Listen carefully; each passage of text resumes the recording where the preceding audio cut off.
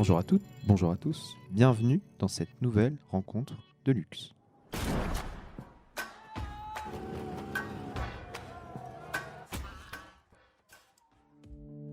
Cette semaine, à l'occasion de la sortie du film L'Escendant le 20 avril, je vous propose d'écouter la rencontre ayant eu lieu le 9 avril au Cinéma Luxe pour l'avant-première du film L'Escendant avec Pascal Rabaté, le réalisateur, et l'actrice Soisic Segalou. Je vous souhaite une bonne écoute. Merci d'accueillir le réalisateur Pascal Rabaté et l'actrice Soisic Segalou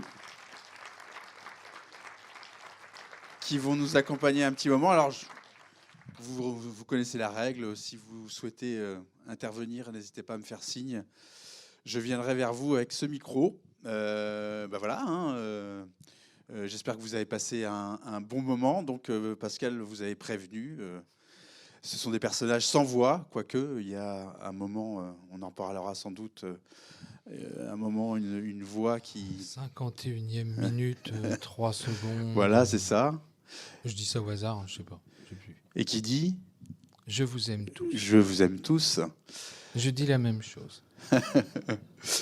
Et donc, ça, vous l'avez dit tout à l'heure, c'était la volonté de rendre visibles les invisibles, mais à votre manière. Mais pourquoi cette décision de les faire sans voix, justement, sans dialogue? Parce que, par ailleurs, dans votre travail de BDiste, vous soignez au contraire les dialogues. Donc, pourquoi là faire un film sans parole? Moi, je pratique pas les deux genres de la même façon et pour les mêmes raisons. Le cinéma, c'est pour le corps en mouvement, c'est pour le son, c'est pour ces ambiances qui nous entourent et puis qui nous donnent une identité, un espace. Enfin, c'est un truc qui est vachement intéressant au cinéma.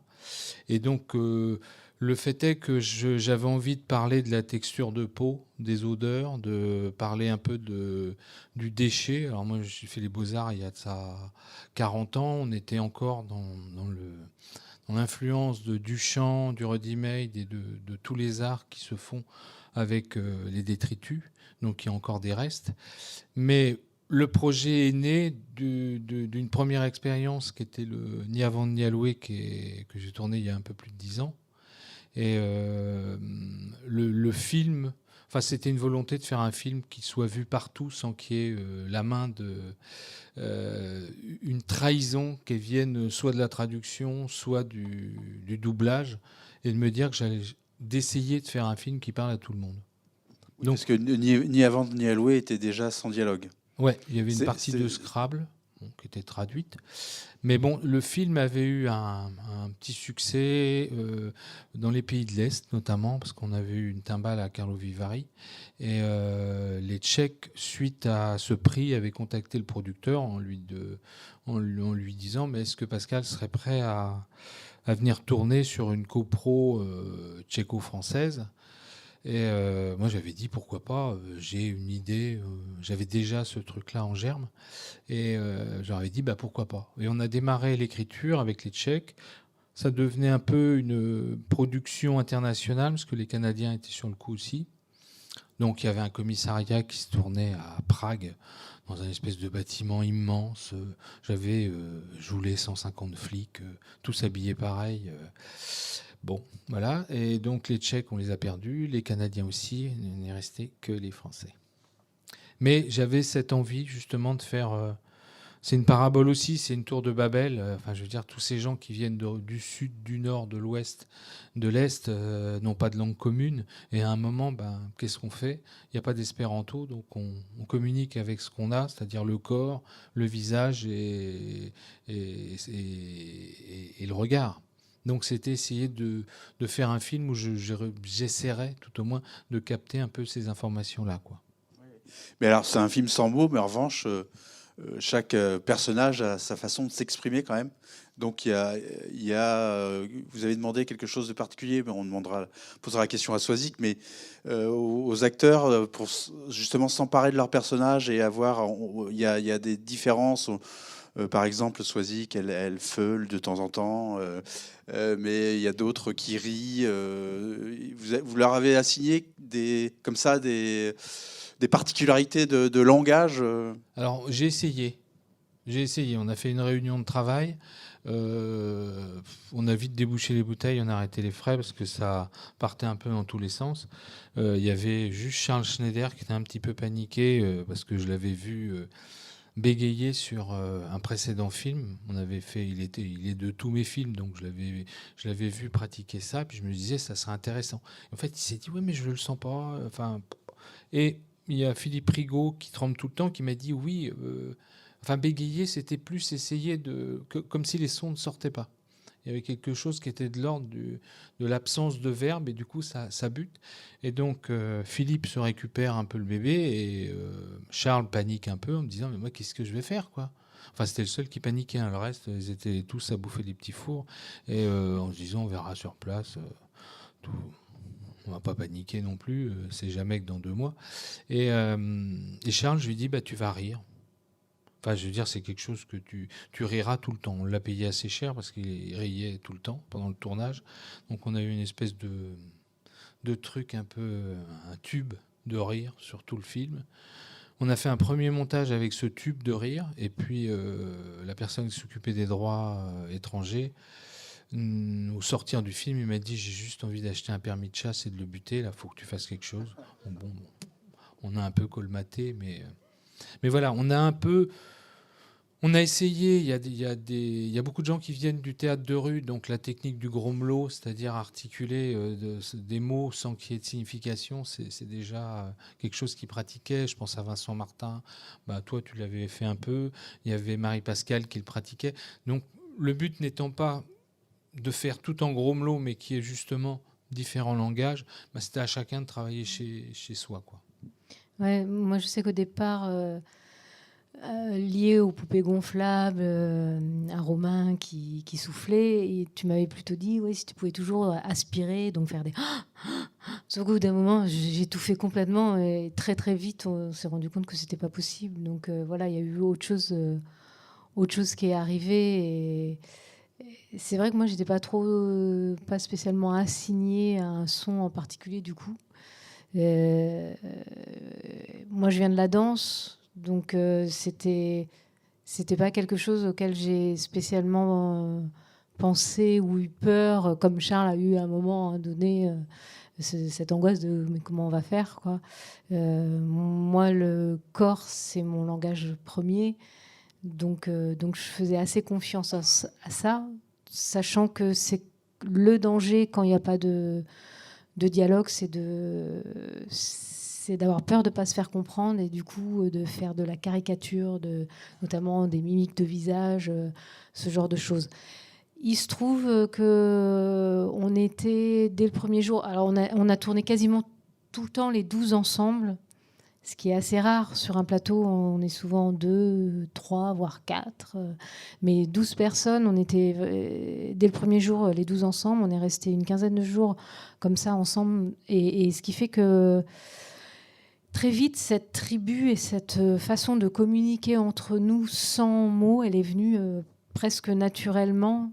C'est vrai que Yolande, elle a un peu donné le là. On l'a regardée et on est parti dans son sillon parce qu'elle a quelque chose d'hyper naturel, je trouve, dans ce truc-là. Et ouais, cette réunion qu'on a fait en amont, effectivement, on l'a vite oubliée. C'est surtout le premier jour où on s'est tous retrouvés. On s'est rendu compte que c'était pas si compliqué ça, finalement, de communiquer.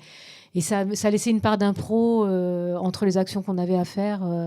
De la manière dont on allait se regarder, de bouger, ça a amené des choses, quoi. Enfin, ça, c'est toi qui... Parce que malgré tout était très écrit en fait. Ouais, Toutes les scènes qu'on voit. Ouais.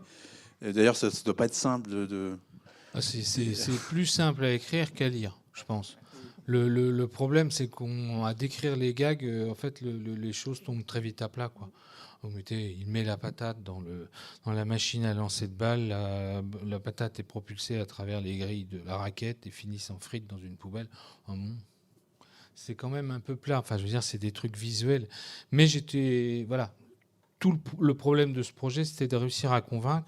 Donc, il y a des habitudes dans le cinéma, c'est-à-dire qu'il y a une page de scénario égale 1 minute de film. Ça, c'est des espèces de standards.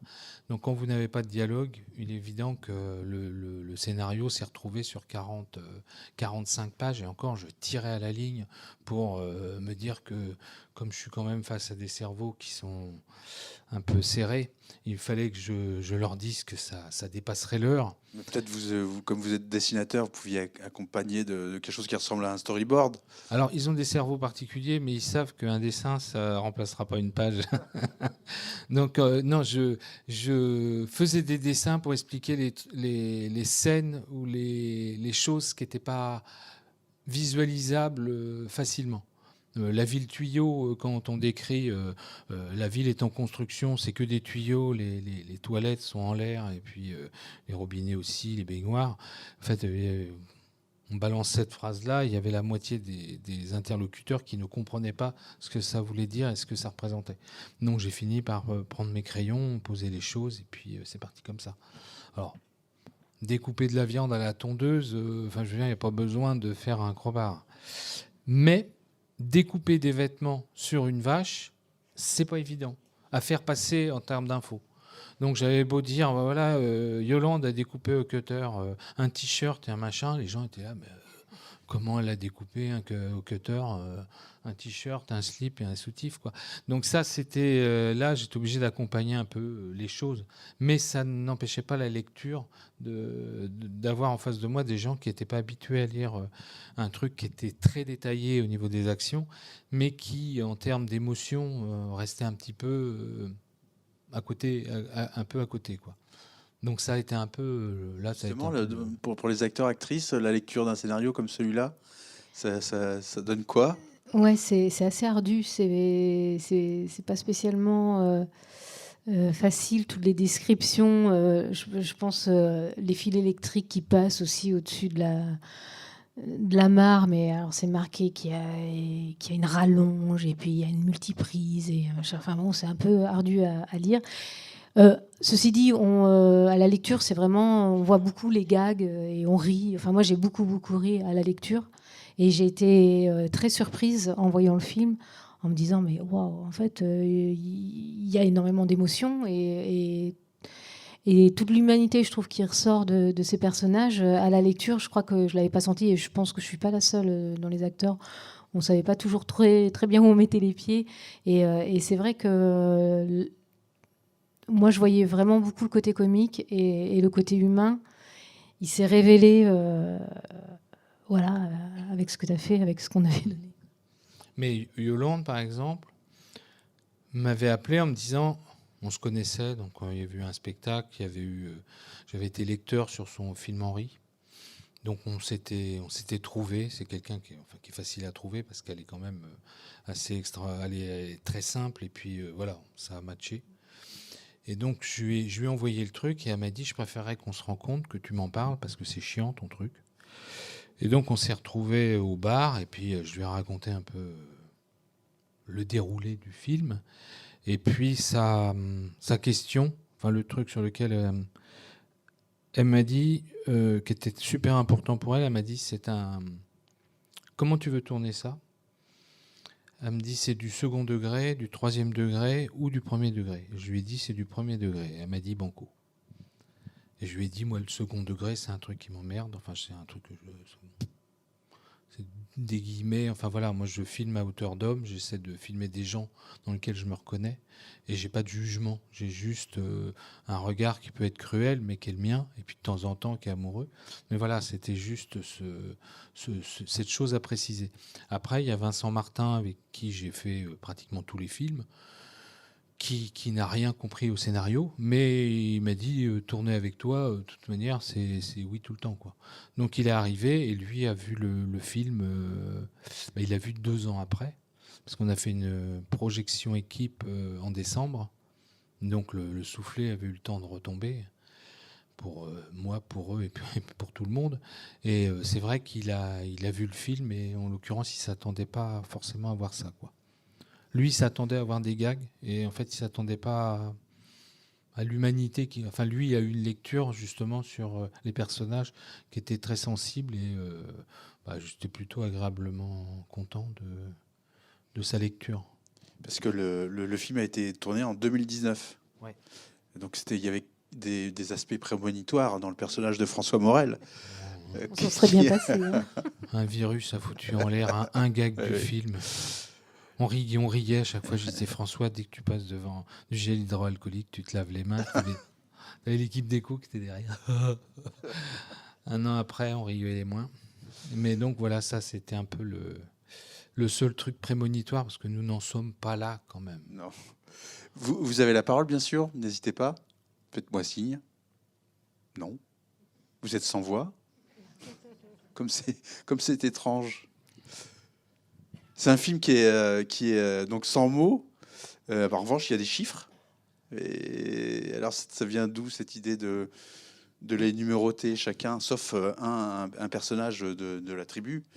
Si, ils sont tous un numéro. La jeune fille, elle a un numéro, je me souviens plus. Oui, elle a le 7. Ah, j'ai pas. Il est écrit au marqueur. Dans mon souvenir, il n'y avait plus de, ouais. il y avait pas de chiffres pour la jeune fille. Donc ils ont tous un numéro. Alors ça fait une équipe de foot avec un remplaçant ou une remplaçante. Exactement.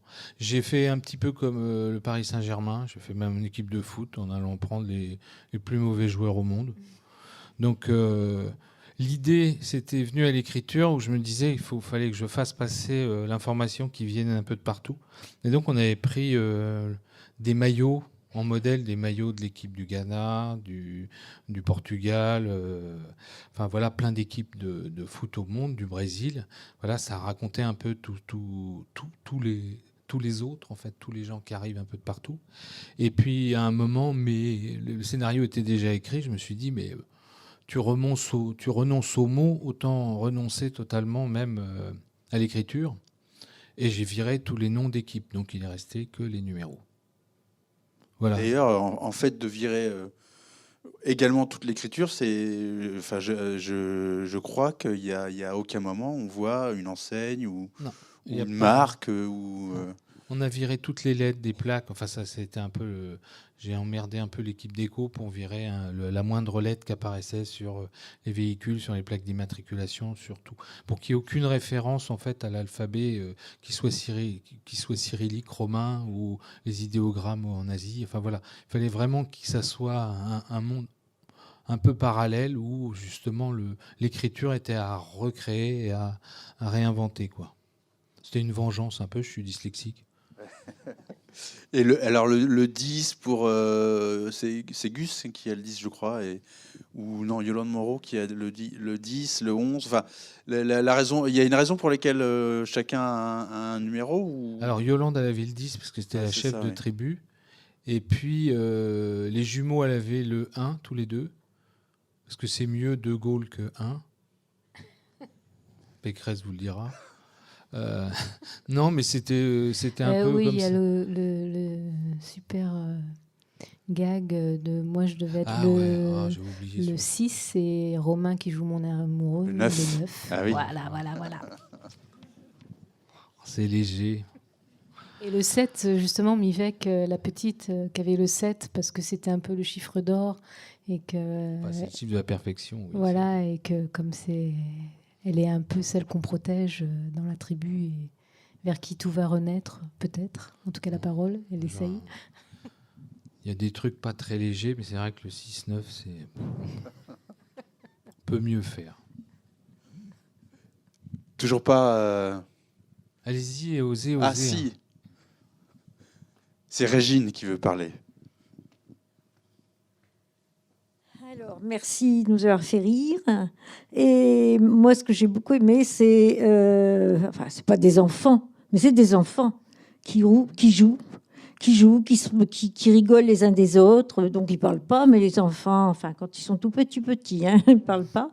Moi, j'ai beaucoup aimé ça. Et pourquoi Karl Marx ?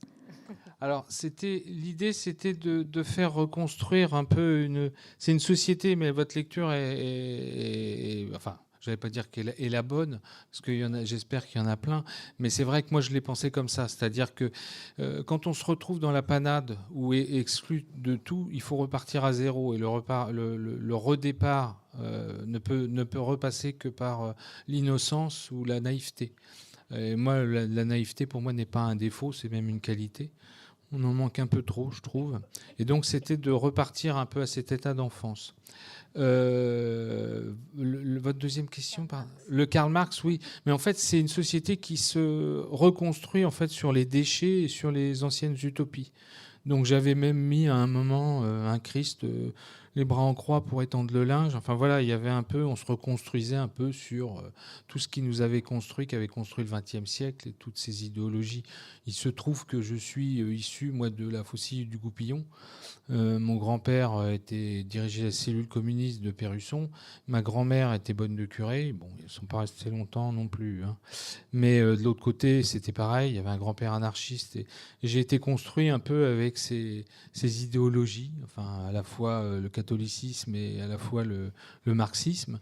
J'en ai fait ma propre tambouille où, en effet, voilà, je finis par faire des films où il y a une gamine qui marche sur l'eau et qui réussit à faire parler les morts. Enfin, bon, presque. Mais donc, c'était un peu des lectures. Ils se reconstruisent en effet sur les déchets de la nôtre et avec ce qui comprend aussi nos utopies et nos pensées qui viennent du 19e ou du 20e, quoi. D'autres interventions? Oui.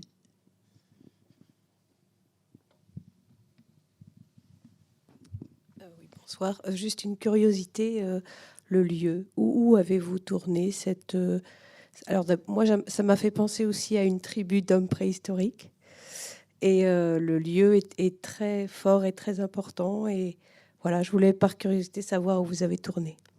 Alors, le truc pariétal, c'est vrai qu'on y a pensé. C'est même, quand on parlait de retour à l'innocence, même quand ils font des jouets, en fait, les jouets sont en plastique, mais c'est très inspiré de la Vénus Hottentote qui est du côté de Düsseldorf. Enfin, c'est pas Düsseldorf, mais c'est un nom comme ça. Mais c'est la petite sculpture en pierre qui est très connue. C'est une espèce de petite sculpture grande comme ça. Et la déco, je leur ai demandé de faire des poupées justement en plastique comme ça, qui rappellent. Enfin voilà, on repart sur, on reprend les bases, mais on a malheureusement le plastique. Donc il y avait un peu ça. Le tournage s'est fait dans le. Donc on avait l'Île-de-France, ça s'est tourné dans le Vexin. Donc le Vexin, c'est au-dessus de Cergy-Pontoise. Et c'est. Toutes les scènes qui ont été faites dans les grottes ont été faites chez un décorateur, chez Jean-Louis Morin, qui nous a loué les lieux et qui est décorateur de vivants. Donc c'est-à-dire c'est quelqu'un qui fournit plantes, arbres, cactus et puis tous ces objets, toutes ces plantes pour tout ce qui est événementiel, défilés de mode, films et autres. Il a acheté quelques hectares de champignonnières. Donc il en a acheté d'abord une champignonnière, il a réussi à racheter une deuxième, puis une troisième, il les a réunis sous terre, donc il se retrouve avec un parterre assez immense, plusieurs hectares, et il a un don pour nous, petite production, c'est-à-dire qu'il garde les décors sur lesquels il a bossé. Donc il a une salle où il y a des colonnes grecques, il y a une salle où il y a des bidets, des lavabos, des baignoires, une autre avec des portes-fenêtres, des objets en verre. Enfin voilà, il avait un petit peu tout ça. Il y avait même un morceau de fusée. Sur quel film, je ne sais pas. Il avait récupéré des trucs parce qu'il y avait eu Astérix où il avait bossé dessus. Donc nous, on a récupéré pas mal d'objets qui nous ont permis à habiller un peu ce trou. La déco a creusé la mare, a habillé en fait tout le flanc de coteau, là, tout ce qui dégringole. Et puis tout ce qui a été fait en surface, ça a été un casting de déchetterie sauvage. Donc, c'est-à-dire un casting de déchetterie. Ah oui, pardon, oui, Ouais, en fait, on a repéré pas mal de déchetterie sauvage. L'Île-de-France, nous ne remercierons jamais assez les Parisiens d'être aussi dégueulasses. Il y a énormément de déchetterie sauvage, donc des escroqueries du BTP notamment qui prennent les déchets de construction pour les balancer dans les déchetteries. Puis finalement, ils font 10 km et ils les balancent sur un lieu. Et le truc, c'est que la contamination se fait très vite. C'est que dès que vous avez un tas, en fait, le lendemain, il y a une deuxième boîte qui fait pareil. Puis après, c'est le particulier qui va acheter des meubles. Donc il y avait eu une ville, Enfin, un truc qui était formidable. On avait repéré ça avec Zamparouti, qui est mon chef d'éco depuis que je fais du cinéma et qui était un ami bien avant. On repérait une déchetterie qui était, je ne sais pas combien d'hectares, c'était immense, c'était à Poissy-sous-Carrière. Et il y avait l'équivalent de 2 fois la salle de cinéma, rien qu'en en électroménager. Donc on avait une espèce de mer d'électroménager qui s'étalait sur plusieurs dizaines de mètres. C'était assez impressionnant.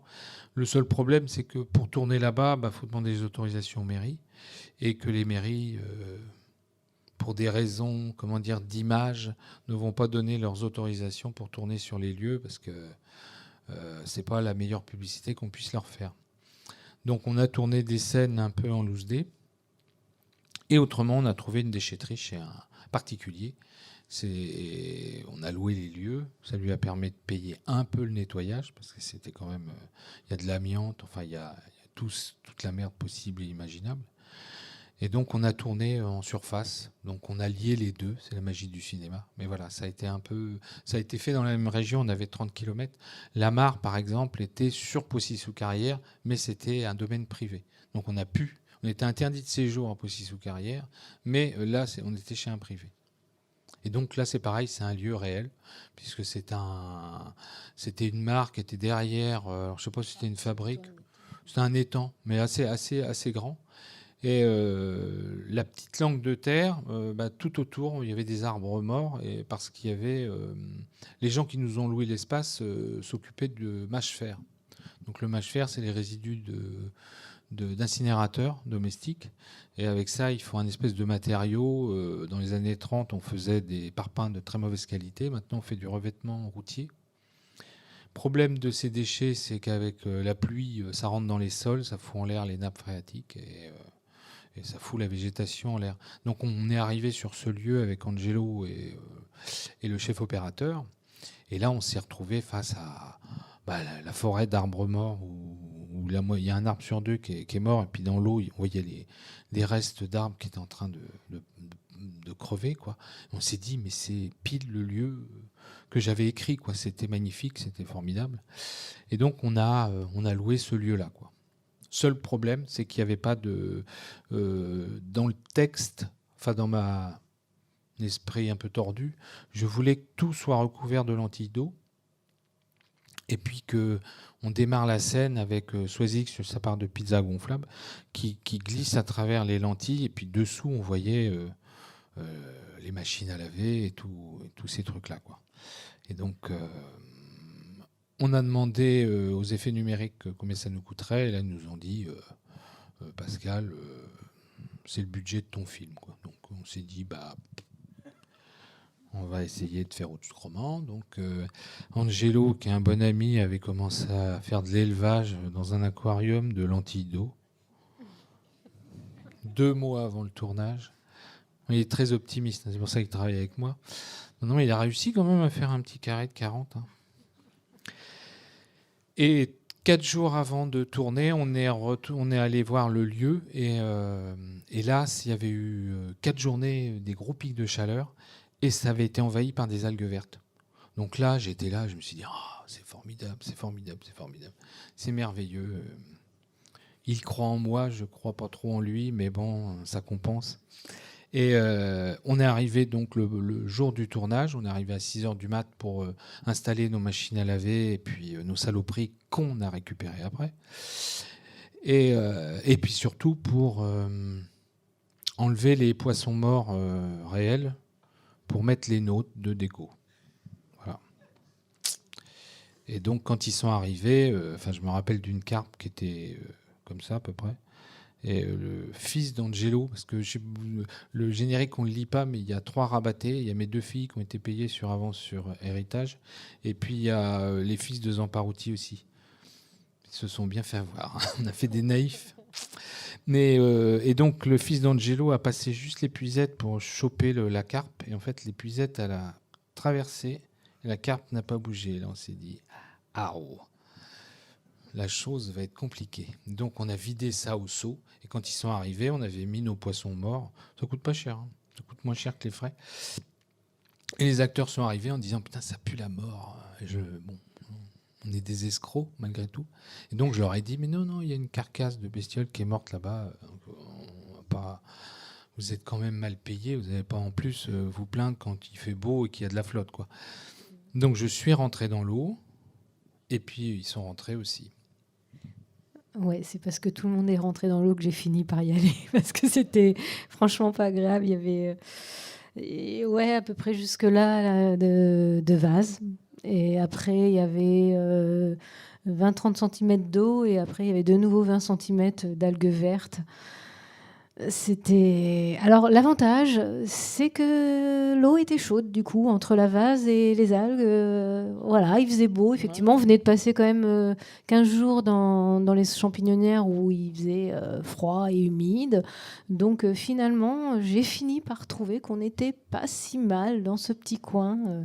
Ou alors, je commençais à réellement être hyper imprégnée par le rôle aussi, possible.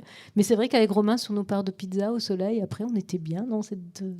Bon, j'ai appris il y a quelques mois seulement qu'il y avait des vrais poissons morts, que c'était des trucs de mâche-fer et tout ça. Enfin, voilà. On avait fait des analyses d'eau. On est quand même tenu de rendre les acteurs dans le même état qui sont arrivés. Donc, on avait fait des analyses d'eau. Et les analyses d'eau n'étaient pas mauvaises. En soi, c'était presque potable. Le truc c'était presque. Donc, on était à 2 lignes, quoi. Mais en effet, il y avait 50 cm de vase, mais j'avais de l'eau jusque-là, moi, à peu près.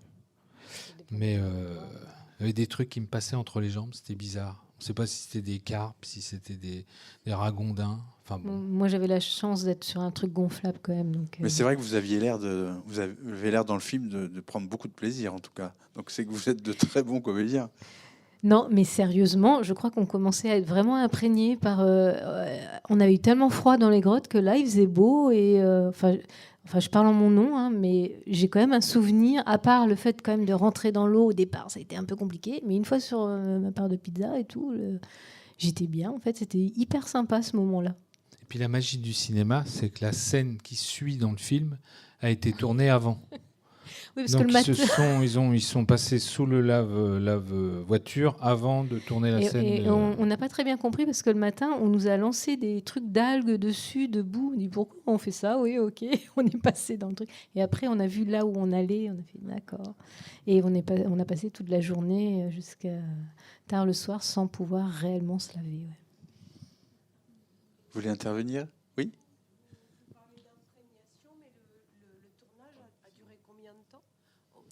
La question, c'est de savoir combien de temps a duré le tournage. C'était super court.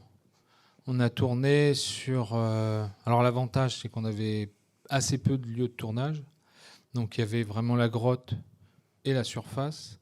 Il y avait le commissariat et après, les autres lieux, c'était les mêmes pour l'équipe de flics et l'équipe de... la bande de bras cassés, quoi.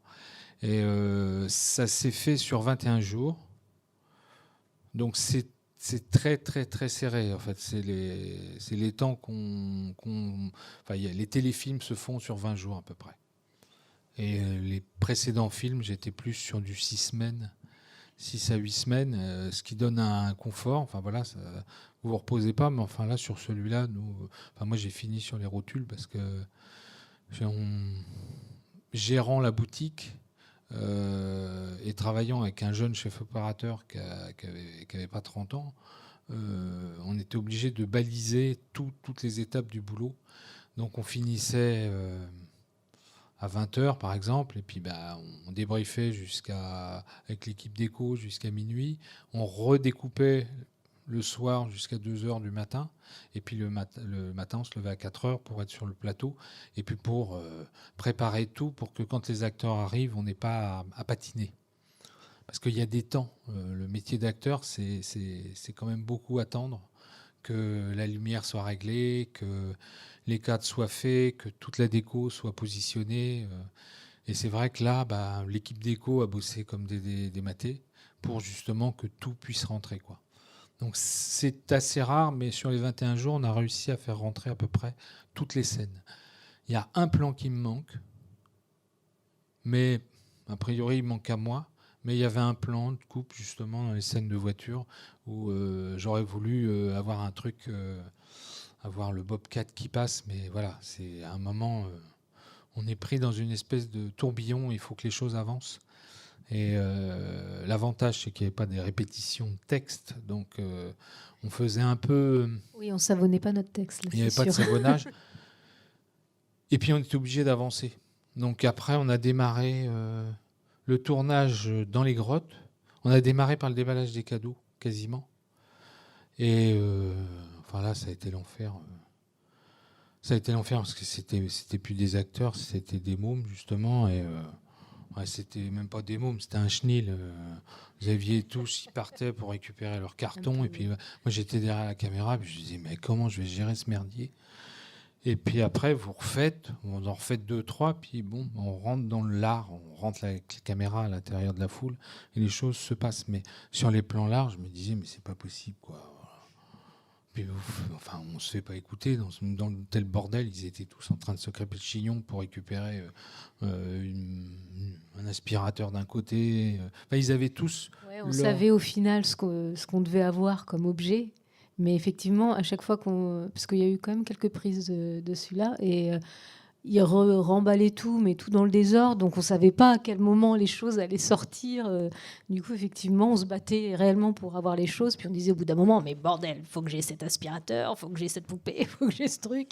Et, un peu comme à l'image des CRS à la fin, alors. Un peu, ouais.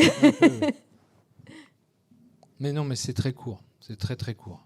Par contre, du coup, effectivement, 21 jours de tournage, mais j'imagine qu'il y a eu beaucoup de temps aussi de montage et surtout un gros travail sur le son qu'on sent bien à l'écoute. En montage propre et puis une post-production de film, généralement, c'est 3 mois.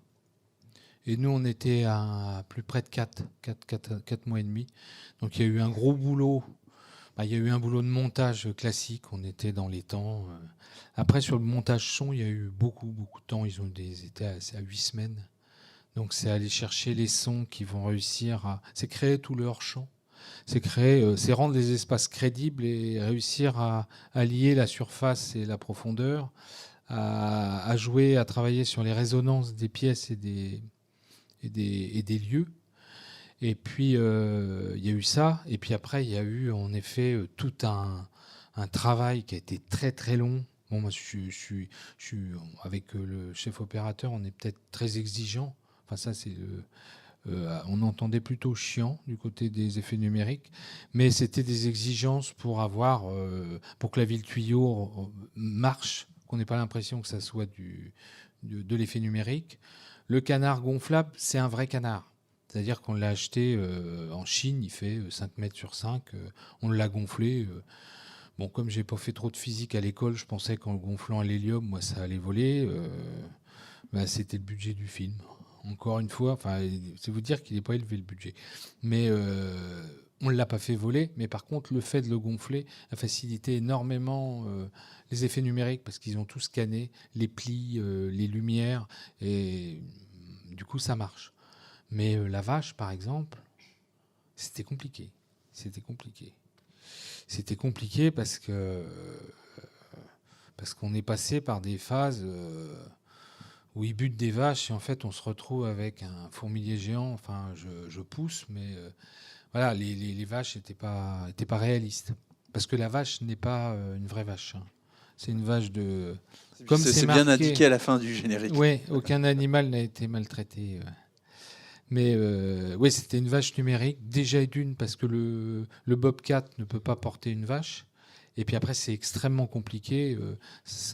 Les vétos nous ont dit, mais si vous voulez régler vos lumières et machin, la vache, elle a le temps de gonfler et d'exploser. Donc, c'est une bombe à retardement. Donc, on a décidé d'en mettre une numérique. Donc, ils ont fait du bon boulot, mais ça a été très compliqué d'avoir ce qu'on voulait, quoi. Et après, il y a eu le boulot d'étalonnage, qui est un nouveau travail dans le cinéma. Dans le temps, c'était des chimistes qui développaient les pellicules pour lier en fait une scène et un film, pour donner une tendance, une colorimétrie un peu plus bleue, un peu plus contrastée. Enfin voilà, c'était un peu ça, mais c'était des bains. Et c'était total, c'est-à-dire c'était toute la scène.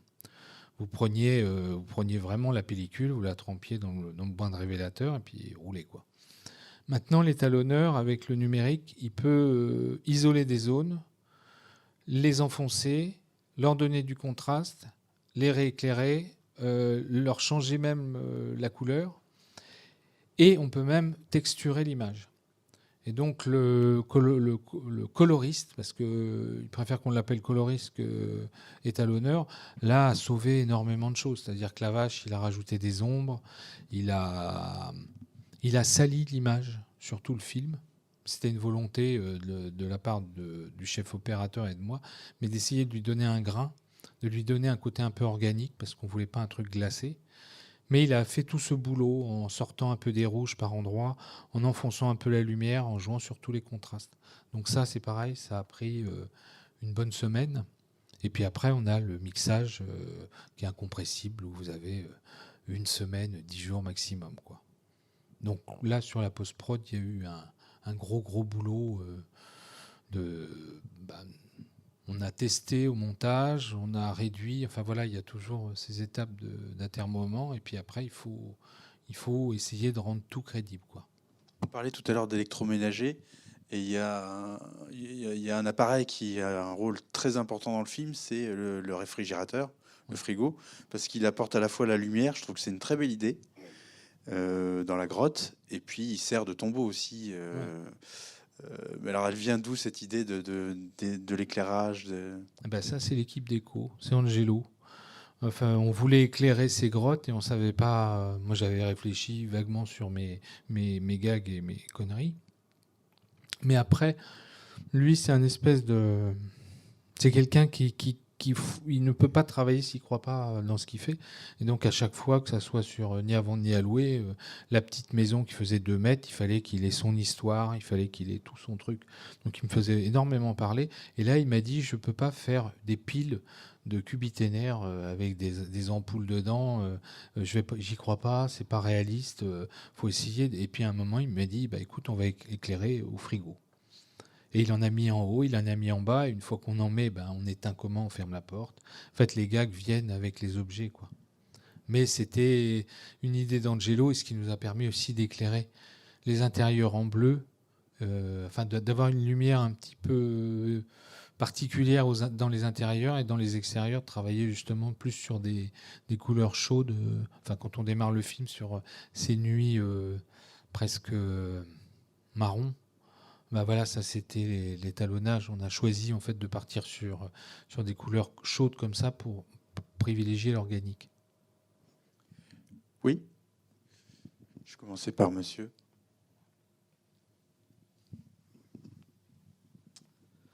Pourquoi vous avez décidé de rajouter de la musique sur la scène de la danse mortuaire ? Parce que je ne les imaginais pas ne pas danser. Enfin, c'est une musique diégétique, c'est-à-dire qu'elle est dans la grammaire du film, c'est la musique qu'entendent les danseurs. Mais je voulais qu'il y ait, comment dire, c'est comme cette scène-là, c'est un peu le dôme de mon projet. C'était le don aux morts. C'était très inspiré par les cérémonies au Ghana. Et en Nouvelle-Orléans, il y a un peu ça, c'est un peu un dérivé. Mais je voulais que ça soit un peu la scène clé du projet. Et donc, la plupart des acteurs ont été castés, d'ailleurs, les nouveaux de l'équipe ont été castés que sur des scènes de danse. On les a fait danser sur une techno très, très, très primitive. Enfin, oui, plus primitive que ça, c'est compliqué. Et pas celle-là, sur une autre. Celle-là, je l'adore, moi. Mais c'est du gabber. En fait, on les a fait bosser là-dessus. Mais cette scène-là, il fallait que j'ai de la musique. Il fallait que j'ai tout d'un coup quelque chose qui sorte. Et je défendrai la chose en sens inverse, c'est-à-dire que je n'ai pas mis de musique à côté pour que celle qui soit la plus en relief, quoi. Mais c'était essayer de revenir un peu à des musiques un peu tribales, une musique de trance. Alors en effet, elle a été faite après. On a eu une base, et puis après, ils ont dansé dessus. On a fait quand même assez peu de prises parce que il y avait des grosses chaleurs, et puis ça peinait un peu, quoi. Je demandais tout. Donc à un moment, vous pouvez demander tout 2 fois, 3 fois. à la 5e, il y en a qui commencent à faire des crises d'asthme, et puis les plus vieux tombent. Ouais, c'est assez éprouvant parce que la musique, on n'avait pas cette musique-là, mais on avait quand même le vrai beat et c'est très très rapide. Du coup, il faisait effectivement très très chaud en plus ce jour-là. Donc voilà, une fois, deux fois, on donne tout et puis tout d'un coup, on se dit va falloir en faire. Combien de fois on va le faire encore et ça finit par être un peu rude. Et puis on était quand même sur un sol, c'est la décharge, donc chaotique. Moi, j'avais des talons, c'était aussi un peu casse-gueule. Hein. Bonsoir. Merci pour ce film, hein, parce que je l'ai trouvé très, très poétique et politique à la fois. Il prend le temps d'installer les ambiances et les émotions, donc ça fait plaisir. Et puis, j'avais 2 questions. Est-ce que vous avez fait du placement de produits dans ce film? Et puis, c'est le financement. Comment vous parliez au début, avant le film, que vous aviez eu un peu de mal à financer le film. Donc, j'aurais voulu savoir qui a financé, qui a bien osé financer ce film, quoi, en fait. Ils ne se sont pas bousculés au portillon, je peux vous le dire. Donc, placement de produits, très peu. Mais en plus, je suis un peu blacklisté parce que on avait fait pour Ni avant ni à louer, on avait un placement de produits de champagne et on n'a jamais vu les bouteilles parce que la scène n'avait pas du tout plu, au commanditaire. C'était une scène de SM où le mec rentrait dans la pièce avec un bouquet de roses dans le cul. Donc le mec trouvait que ça agrandissait pas vraiment sa marque. Donc on s'est assis un peu sur les bouteilles de champagne et on avait eu Cristalline, l'eau cristalline qui avait fait du placement de produits, et j'avais passé mon temps à tourner les bouteilles pour qu'on voit soit Christ, soit Staline. Et ça s'est vu. Donc là, on n'a eu aucun produit. Pour le financement de celui-là, ça a été assez compliqué. On a eu Canal+ pendant un moment. Et puis Bolloré a lu le truc. Donc on a eu aucune télé. On a eu quelques Sofica. Donc c'est du crédit d'impôt. Enfin, c'est un peu ce qu'on appelait dans le temps des Lions Club. On a eu le distributeur qui a mis des ronds, la région, donc l'Île-de-France. Et puis on a eu les droits étrangers. Et les aides au numérique aussi. Ah oui, puis les aides au numérique. Alors on a eu le CNC sur les nouvelles technologies. Le problème, c'est que l'argent des nouvelles technologies, c'est pas ventilable. C'est-à-dire que l'argent pour les nouvelles technologies n'a été qu'aux nouvelles technologies. Donc les archaïques comme la déco se sont assis sur un budget un peu extrêmement serré. Mais voilà, ça s'est un peu fait comme ça. Ça a été un montage, c'est classique. Hein. Je pense qu'il y a de plus en plus de films qui se font en ce qu'on appelle l'annexe 3, c'est-à-dire entre 3 et 0. Donc nous, on est plus près de 0 que de 3. Donc on est à 1 million à peu près. Mais ça a été long. Le scénario était écrit en 2015. On a perdu l'association avec les Tchèques, c'est soldé au bout de 2 ans. On avait passé toutes les commissions et puis en fait on est tombé sur un apparatchik du gouvernement qui a tout bloqué pour immoralité. C'est les raisons. Et du coup les Tchèques se sont retirés. Ils voulaient rester dans la partie, les producteurs. En l'occurrence, le problème, c'est qu'il n'y avait pas de rond. Donc après, ça revient extrêmement cher en fait, de payer des voyages et de s'installer là-bas. Comment on gagne? Qu'est-ce qu'on gagne? Qu'est-ce qu'on perd? Donc on s'est retrouvé tout seul sur ce projet. Et après, en 2018-2019, Xavier Delmas, qui était le producteur, m'a dit on n'a que ça. Va falloir faire beaucoup d'efforts, demander beaucoup d'efforts à tout le monde. Donc l'équipe d'éco alors ils sont passés tous au SMIC. Et puis tous les acteurs, que ce soit Yolande, François Morel, Gustave, Soisig, et tout le monde a été payé au minimum syndical, quoi. Donc il y a eu tous ces efforts qui ont fait qu'on a réussi à contenir un peu l'enveloppe et puis à arriver au bout, quoi.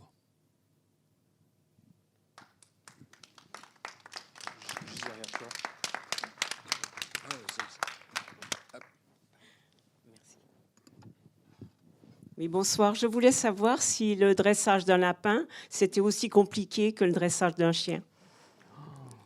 Et je voulais savoir également si les acteurs avaient été choisis sur casting ou si vous aviez déjà en tête le nom des acteurs que vous aviez envie de mettre en scène.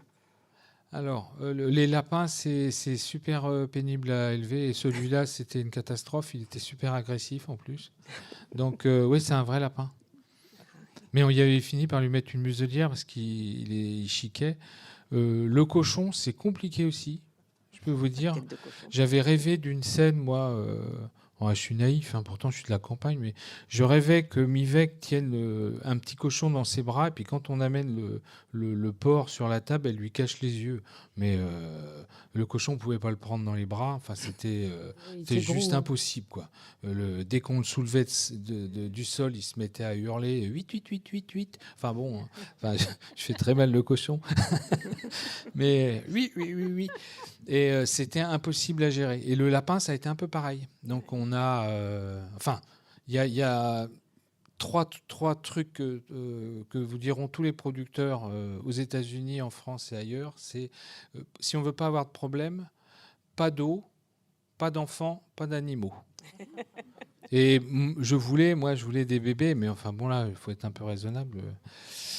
Sur des vraies déchetteries, qui est prêt à sacrifier un enfant pour l'art ? Mais bon. Mais pour le casting, oui, il y avait la plupart des acteurs étaient. Enfin, je les ai contactés. Je voulais. Enfin, voilà, François, on a fait 4 bouquins ensemble. Voilà, quand il a des affiches, il m'appelle. Et puis il en appelle d'autres aussi, le salaud. Mais c'est un ami. Yolande, on se connaissait quand même depuis un paquet de temps. Elle devait bosser sur Ni avant ni à louer, elle n'avait pas pu. Gustave, c'était le 3e film que je faisais avec lui.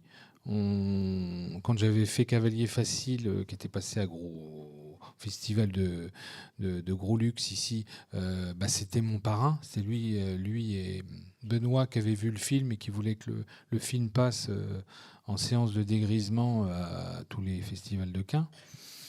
On avait fait un bouquin ensemble, donc Gustave, c'est pareil, je l'ai appelé. Et puis après, j'avais ma troupe. Donc il y avait Vincent Martin, Philippe Rigaud, David Salle, Charles Schneider, Swazik. Enfin, ils avaient tous bossé sur au moins 2, 3, voire tous les films, quoi. Donc eux, c'était acté. Puis après, on a casté en effet Romain, qui est l'amoureux. On a casté les deux jumeaux, les frères Prince, la petite Mivek Mika. Et puis Paca, et puis Marie-Pascale, qui était la femme de Tromblon. Et tous ces gens-là ont été castés sur la scène de danse. Parce qu'évidemment, quand vous avez un film avec parole, vous faites réciter le texte, et vous voyez comment ça bouge devant la caméra, comment ils réussissent à mettre de l'intention dans un texte. Là, c'était juste... Voilà, je vous mets une musique plus ou moins pourrie, mais extrêmement nerveuse. Qu'est-ce que vous me donnez ? Et donc, pour le rôle de Romain, j'ai vu des gens... il y avait à un moment, j'étais parti, il y en avait 3 qui faisaient plus de 2 mètres. Il y en a un qui faisait 2 mètres 20, je crois. Et je me disais, c'était génial, il va être dans le film, quand ils vont rouler en voiture, on va être obligé de découper le capot, il aura la tête qui dépasse. Enfin, voilà, j'étais déjà parti là-dedans. Le seul problème, c'est qu'on ne peut pas sacrifier en fait, cette scène-là pour un gag. Et donc, à chaque fois que je castais les plus de 2 mètres. Les plus de 2 mètres, il y avait un problème, mais même c'était le don. Et quand tu es arrivé... notre camarade là, j'ai lâché la musique et Romain, il est parti en sucette, il grimpait au rideau. Enfin, il y avait une vraie joie de danser. Et là, j'ai dit bon on arrête les conneries, c'est lui. Et puis la petite Mivek, ça a été pareil. Et les 2 frères Prince, l'histoire était presque magnifique parce que il y avait un qui était lent et un qui était rapide. Et quand ils sont arrivés au rendez-vous, on les regardait au pied de chez nous. Et c'était exactement... Il y en avait un qui avait bu 2 cafés, l'autre qui n'avait pas mis le sucre dans sa tasse. Je me suis dit, oh là, ça sent bon là. Et c'était des danseurs de hip-hop. Donc il y a eu, voilà, ça s'est fait comme ça. Merci. Mais le cochon nous a fait souffrir quand même.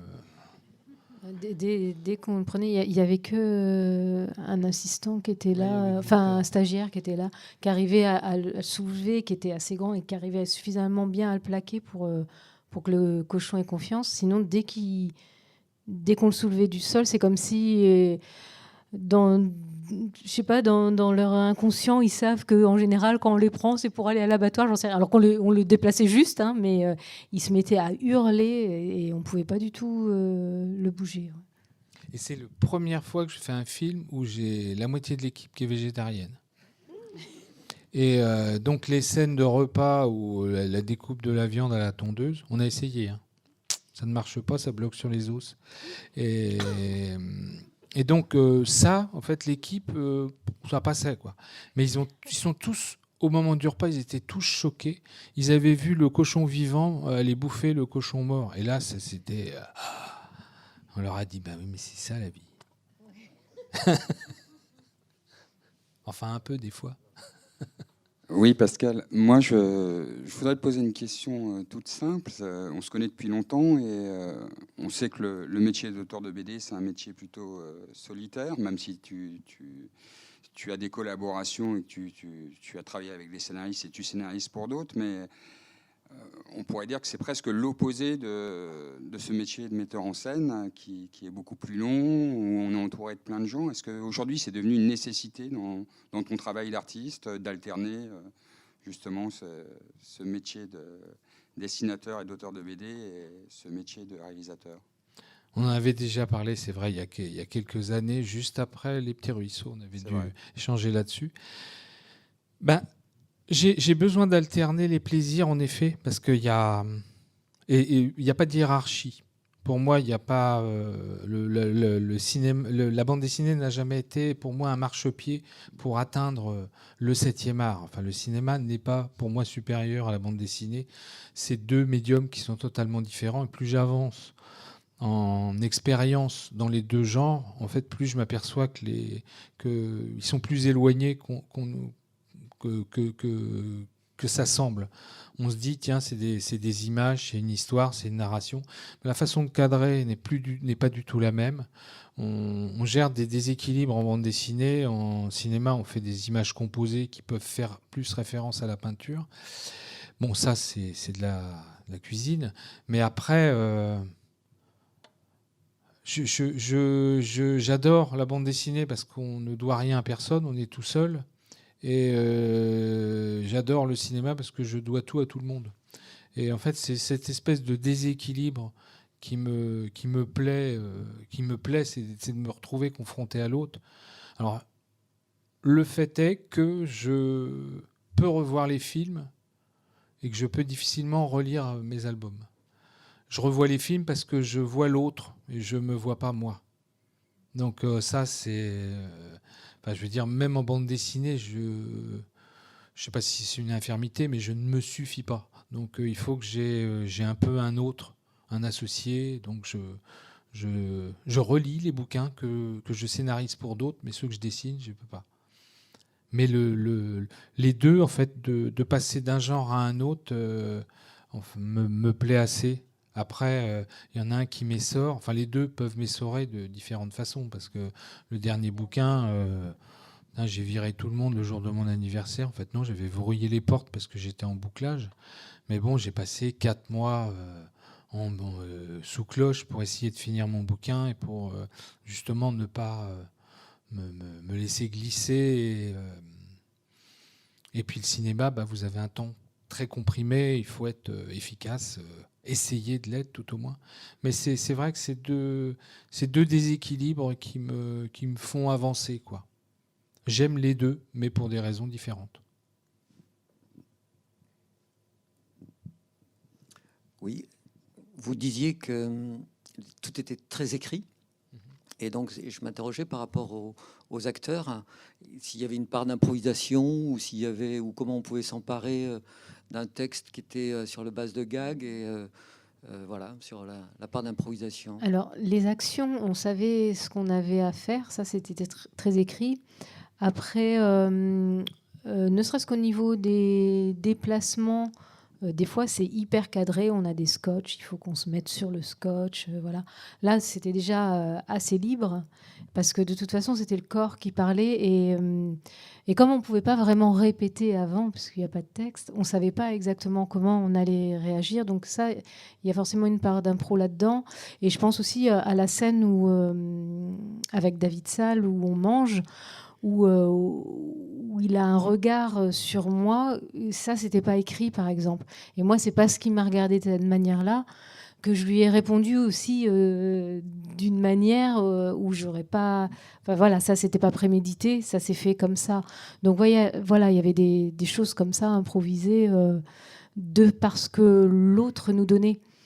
Le fait qu'il n'y ait pas de dialogue, je pense que ça oblige encore plus, et c'est une chance, à écouter le partenaire, ou les partenaires en l'occurrence, et être beaucoup plus à l'écoute, même si c'est plus visuel du coup qu'auditif, quoique il y a beaucoup de son quand même, et du coup de voir qu'est-ce qu'il nous donne, et voilà, on va répondre en fonction de ce qu'il nous donne. Après, il n'y a pas eu des énormes parts d'impro, mais voilà, des petits trucs comme ça, de regard, de déplacement. Enfin, je ne sais pas, après, il y a eu d'autres trucs pour les autres acteurs, peut-être. On plaçait un peu la scène, donc les acteurs faisaient un peu la jouaient comme ils l'entendaient, et après, on respatialisait un peu les choses. On disait, bon, ben voilà, faut pas que tu sortes trop par là. Mais voilà, fallait juste... Mais moi, j'étais là pour capter un peu les informations. Alors, les autres films n'ont pas été tournés pareil, c'est-à-dire que sur Ni avant ni à louer, c'était du cordeau. J'étais un espèce de... j'étais Mussolini du déplacement, enfin, il y avait des orchestrations, et je ne voulais pas réitérer ça. On ne peut pas parler de vie et d'organique en cadrant trop. Donc là, du coup, j'ai laissé un peu le pouvoir aux acteurs, et je composais pas les images de la même façon. On composait pas. On essayait de choper la vie. C'était le principal. C'était vraiment d'essayer d'avoir de la chair, enfin de l'incarnation derrière chaque acteur et derrière chaque scène. Donc c'était beaucoup plus libre qu'avant. Mais ça, je l'avais déjà constaté avant. On avait sur du goudron et des plumes. J'écrivais, là on était sur un scénario, je dirais, plus classique. Il y avait des dialogues, il y avait des décors, on était sur un truc de drame. Et il y avait une scène qui était écrite par... c'était un père qui se retrouvait viré d'une équipe de sport, et qui passait devant sa fille, puis qui lui disait, viens, on dégage, on dégage, on se tire. Et la gamine, qui était majorette, disait à son père, non, je reste. Je reste avec les foireux. Et du coup, le père partait. Donc, ayant écrit le scénario, je l'ai écrit avec ma propre lecture du personnage, ma propre sensibilité, ma propre pudeur. Et quand Samy Bouajila a joué la scène, on l'a joué comme je l'avais écrit. Et on n'a pas l'étincelle, on se retrouve face à quelque chose qui est là, qui marche. On n'a rien de plus. Et il me dit, ça marche pas. Je la sens pas. Il était assez énervé parce que bon, on avait fait la scène de la veille, mais il avait donné beaucoup. Enfin là, ça avait limite dégénéré en baston. Intelligent, hein, mais il était très. C'est un acteur physique.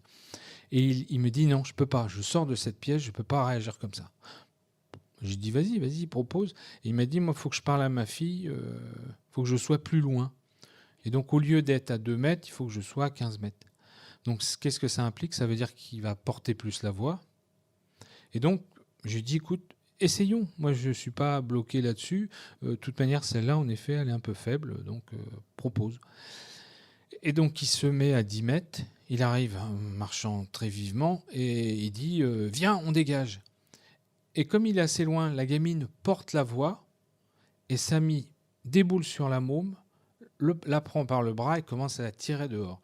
Et la gamine se dégage, envoie chier son père, et Bouajila reste 3-4 secondes interdit et il sort de la pièce. Je dis coupé. Et puis là, j'avais une partie de l'équipe qui était séché. J'avais le premier assistant qui chialait. Et puis on a mis un quart d'heure à récupérer Bojila, qui était à l'autre bout du terrain en train de pleurer. La gamine a chialé pendant un quart d'heure. Puis après, vous vous dites, il a peut-être raison. Enfin, je veux dire, c'est lui qui a fait sa lecture du personnage et c'est lui qui avait raison parce que l'émotion était là et le moment de vérité fabriqué, certes, mais on était tous à croire à cette émotion et à cette chose-là. Donc à partir de ce moment-là, je me suis dit non, tu peux pas te fermer à des propositions et tu n'es pas marionnettiste, tu travailles avec de la chair humaine, tu travailles avec des personnages, tu vas les choisir, tu les choisis pour ce qu'ils sont et la moindre des choses, c'est d'écouter ce qu'ils vont donner et puis après de réorienter ou de se dire peut-être que tu es à côté, peut-être que tu es en surjeu, peut-être que tu peux y aller plus fort. Mais voilà, on est juste là pour mettre un peu lancer les potards, régler un peu les choses, mais voilà, c'est l'acteur qui tient le rôle. Et étonnamment, aux États-Unis, c'est comme ça que ça se passe. C'est-à-dire qu'en France, le réalisateur, et on est encore sur des vieux statuts de directeur de comédien, comme on a des directeurs comme on l'a au théâtre. C'est-à-dire c'est le metteur en scène qui influe le jeu, comment on va lire le texte, comment on va le jouer. Aux États-Unis, un réalisateur, c'est un technicien. C'est quelqu'un qui choisit la façon dont on va traiter la couleur, dont on va traiter l'image au cinéma, et qui va déterminer tous les placements de caméra, comment on va faire, si c'est un travelling, si c'est une caméra épaule, comment on va traiter la scène. Mais l'acteur, il a sa partition et il se démerde tout seul chez lui à répéter. Avec des coachs, quand même. Avec très des souvent. coachs pour proposer sa vraie est lecture. Différencié du metteur en scène du réalisateur. C'est vraiment le coach qui va travailler en amont le rôle du personnage et arriver sur le plateau. Les acteurs, ils sont hyper prêts parce qu'ils ont super travaillé le rôle en amont et ils proposent au réalisateur quelque chose qui est déjà hyper fort et du coup le réal souvent il n'a pas grand chose à dire dessus. Mais c'est surtout que c'est leur lecture. Donc l'acteur fait son boulot, c'est-à-dire qu'on lui a proposé un rôle et c'est sa proposition et c'est sa lecture du rôle. En France, c'est un peu le metteur en scène, enfin le réalisateur qui détermine la plupart du temps cette lecture de personnage. Donc c'est ce que j'avais essayé de faire, enfin ce que j'avais fait sur les deux premiers. Et je dis ça et encore parce que Daniel Prévost, il fait quand même ce qu'il veut. Hein. Mais voilà, il y avait une ligne. Il y avait des lignes, il y avait des propositions, puis on recadrait. Là, j'avais envie d'avoir de la chair et d'avoir de l'humain en face, quoi. Et de ne pas le changer, mais d'accepter ces propositions. Après, je n'ai pas travaillé avec... je les connaissais tous. Donc, je savais vraiment... je me doutais des propositions. Après, j'ai été surpris, comme tout un chacun, de tout d'un coup, le truc se barre dans un sens. Et voilà, ça a vraiment changé par rapport aux autres projets. Est-ce qu'il y a une autre intervention qu'on dira ultime, ou on peut aussi en rester là? Ça fait plus d'une heure qu'on est ensemble, je sais pas. Je peux tenir encore 4. Parce que 4 questions? Non. 4 heures. 4 heures. C'est pas ce que tu semblais dire tout à l'heure. Non. Non, mais Pascal Soisic, écoutez, on va vous remercier beaucoup d'être venu nous voir parce que le marathon dure encore un moment, jusqu'à la sortie du film au moins, puisque le film sort le 20 avril. Le 20 avril, Ouais. Comme m'a dit un petit vieux dans une salle, j'avais dit il sort entre les deux tours, il m'a dit jumelles et en fait non. Enfin peut-être que si quand même. Et donc n'hésitez pas à en parler autour de vous. Moi je remercie encore Jean-Marie de la Cour des Miracles, le théâtre de Caen, et puis je tiens à citer aussi quand même, parce que ça a été en plus un partenaire du film, et c'est aussi le premier partenaire des salles de cinéma, le jour de fête, en l'occurrence le distributeur. Donc, et puis merci à toutes et à tous, et bonne fin de soirée, et bonne nuit. Et bon vote demain. Merci d'être venu. Merci d'avoir suivi cette rencontre. Le film est donc en salle depuis le 20 avril. D'autres avant-premières et rencontres ont régulièrement lieu au Cinéma Luxe. Alors n'hésitez pas à nous suivre pour pouvoir vous aussi participer à ces rencontres de luxe.